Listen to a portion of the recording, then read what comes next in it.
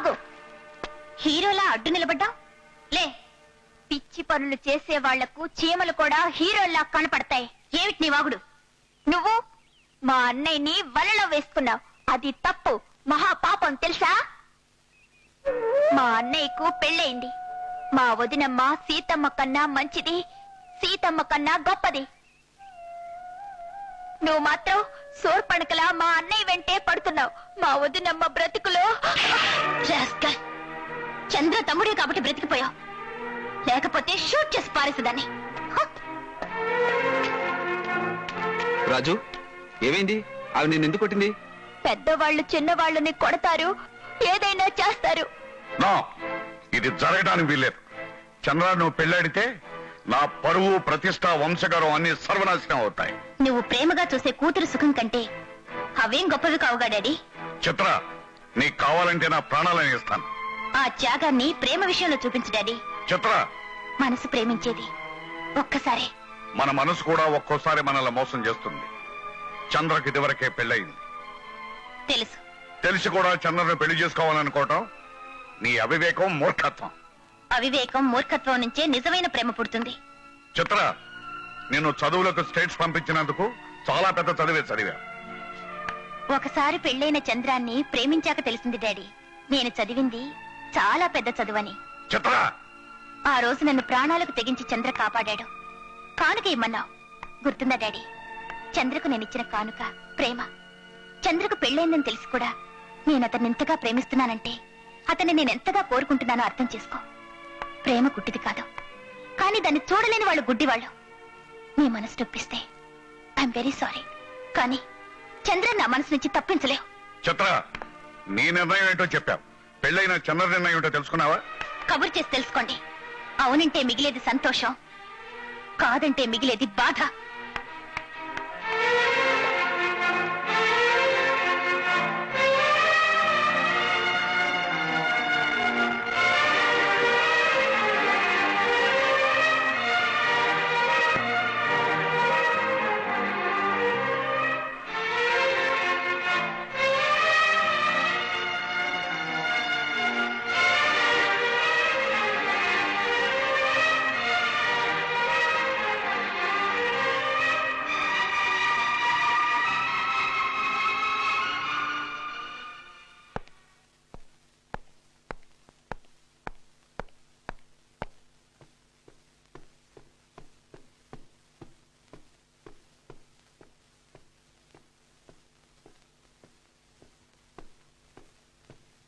Good morning sir. కబురు చేశారట? కూర్చో. పర్వాలేదు సార్, మీతో సమానంగా కూర్చునే అర్హత, అధికారం నాకు లేవు. ఆకాశాన్ని నేల చూస్తూ బ్రతకాల్సిందే సార్. ఆకాశాన్ని నేలని ఒకటిగా కలిపి చూడాలని నా ప్రయత్నం చంద్ర. సార్, అర్హతలు, అధికారాలు కృషిని బట్టి చాలా మందికి, అదృష్టాన్ని బట్టి కొందరికే వస్తుంటాయి. ఆ కొందరిలో నువ్వు ఒకడివి. సార్ మీరనేది? కొద్ది క్షణాల వరకు నాకు అర్థం కాలేదు. అర్థమైన తర్వాతే నిన్ను రమ్మని కబురు చేశాను. చిత్ర నిన్ను పెళ్లి చేసుకోవాలని నిర్ణయించుకుంది. సార్, చిత్ర కోరికను కాదనలేని పరిస్థితి నాది. సార్, నాకు పెళ్ళైందని చిత్రకు నాకు తెలుసు. తెలిసి కూడా మీరు అమ్మాయి గారి నిర్ణయాన్ని ఎలా కాదలేకపోయారు? అది నా బలహీనత, చిత్ర మీద నేను పెంచుకున్న మమకారం. సార్ చూడు, నా మీద, నా మాట మీద విలువన్నవాడువైతే ఒక్కసారి ఆలోచించు. మరొక విషయం, నువ్వు కాదు అని తీసుకునే నిర్ణయం కంటే నా కూతురు అవునని తీసుకునే నిర్ణయమే నాకు విలువైంది.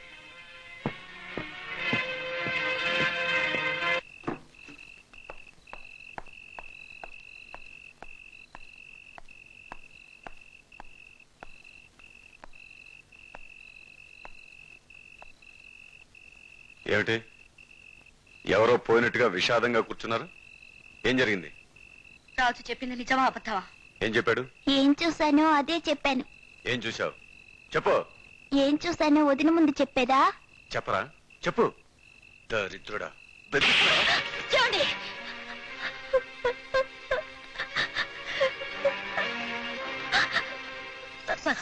వాడేం చేశాడండి? నిజమేమిటో తెలిసిందని ఎందుకు మీకు అంత రోషం? జానకి, నా వ్యక్తిగత విషయాల్లో జోక్యం చేసుకునే అధికారం ఎవ్వరికీ లేదు. అధికారం నాకుందండి. నేను మీ చేత 3 ముళ్ళు వేయించుకున్న భార్యనండి. అదే నేను చేసిన నేరం. నిజంగా నువ్వు నా భార్యవైతే నా ఆశలు ఆలోచనలు అర్థం చేసుకునేదానివి, నా దారికి అడ్డు నిలిచేదానివి కాదు. చూడండి, గొప్పవాణ్ణి కావాలని, గొప్పగా బ్రతకాలని నా ఆశ, నా జీవితాశయం. అది నెరవేరే అవకాశం, అదృష్టం ఇన్నాళ్లకు నాకు వచ్చింది. రాజేంద్ర కూతురు చిత్రం నేను పెళ్లాడి తీరుతాను. ఈ పెళ్లి జరిగితే మన జీవితాలే మారిపోతాయి. నౌకలతో, నగలతో ఖరీదైన ఇంట్లో విలాసంగా బ్రతికే అదృష్టం నీకు, పెద్ద పెద్ద చదువుల కోసం ఏ అమెరికాకు వెళ్లే అదృష్టం రాజుకు దొరుకుతుంది. అందుకే అన్ని ఆలోచించే నిర్ణయం తీసుకున్నాను. ఆలోచన కాదండి, ఆశ. పక్షి రెక్కలున్నంత వరకే ఎగరగలదు. మన జీవితాలు అంతే. ఇప్పుడు తింటున్న తిండి, ఉన్న ఇల్లు, బ్రతికే బ్రతుకు చాలండి నాకు. అందులో తృప్తి, ఆనందం ఉంది. డబ్బుతో కాదు, మనసుతో పెరిగి మీరు రాజు నాకు కావాలండి. నా మాట అర్థం చేసుకోండి. అర్థం చేసుకున్నాను. ఆడదాని స్వార్థాన్ని, ఈర్ష్యని, అహంకారాన్ని. చివరిసారిగా నా నిర్ణయాన్ని చెప్తున్నాను. డబ్బున్న వాడిని కావాలనుకోవడం నా బలహీనత, గొప్ప పేరు సంపాదించాలనుకోవడం నా కోరిక. నడిచే దారిలో భార్య బండరాయిగా మారితే ఏ భర్త సహించడు, క్షమించడు.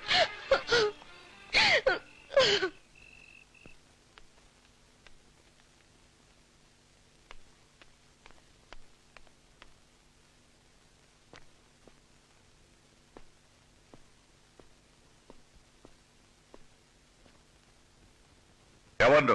వదినమ్మా కొడుకుని. అంటే ఆ మాటకర్థం మంచి వాళ్ళకే తెలుస్తుంది. స్టూపిడ్. ఒళ్ళేమన్నా బలిసిందా? అది తెలుసుకుందానే వచ్చాను. ఎందుకు వచ్చావు? మా వదినమ్మ జీవితాన్ని, పసుపు కుంకాల్ని మీ డబ్బుతో కొనడం అన్యాయం. అది చెప్పడానికి వచ్చాను. పెద్ద మాటలో అర్థం లేకుండా వాగుతున్నావు. అర్థం చేసుకునే వయసు మీకుందనే వాగాను. నాకంటే మీరు చాలా పెద్దవారు కదా. చంద్రం మా అన్నయ్య. ఓ, అదే సంగతి. అర్థమైంది. చిత్రను చంద్ర పెళ్లాడతానని మాటిచ్చాడు. ఆ సంగతి తెలుసా? తెలుసు. మీరు డబ్బున్న వాళ్ళు, ఏమైనా చేయగలరు.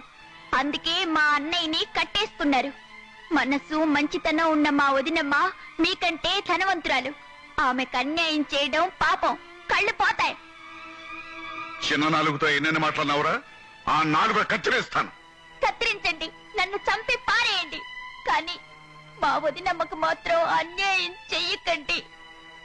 మీ డబ్బుతో ఎంతమంది మొగుళ్ళనైనా మీ అమ్మాయికి తేగలరు. కానీ మా వదినమ్మని ఏడిపించి నీ కూతురు మా అన్నయ్యం చేసుకుంటే అది మాత్రం ఏ సుఖపడుతుంది. నిజమే చెప్పాను. చంద్ర, ఇదేనా నీ కాబోయే మామగారికి నీ తమ్ముడు ద్వారా పట్టిన తిట్ల బహుమానం? క్షమించండి. రేయ్, అసలు నిన్న ఇక్కడ ఎవరు రమ్మన్నారు? వదినమ్మ కన్నీళ్ళు వెళ్ళమన్నాయి. సార్, నా మాట వినండి. మా వదినమ్మ కన్నీళ్లు నేను చూడలేదు. ఈ పెళ్లి జరిగితే మా వదినమ్మ బతకలేదు. ఆమె లేకపోతే నేను బతకలేదు. చూడటమే నాకు ఇష్టం. సార్, నా మాట వినండి.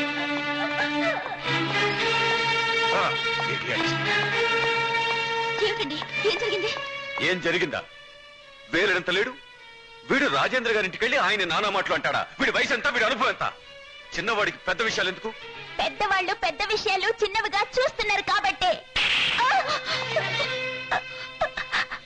వదిన, నేను అక్కడ తప్పేమి మాట్లాడలేదు. నువ్వు తప్పే మాట్లాడా? వదినమ్మా, నిజం మాట్లాడటం తప్పురా, మంచి చెప్పడం తప్పురా. అసలు నువ్వు అనాథం, నీకెవరు లేరు. అటువంటి వాడివి మాట్లాడటం తప్పు. చిన్న తప్పు చేసే నువ్వు చావడం మంచిది.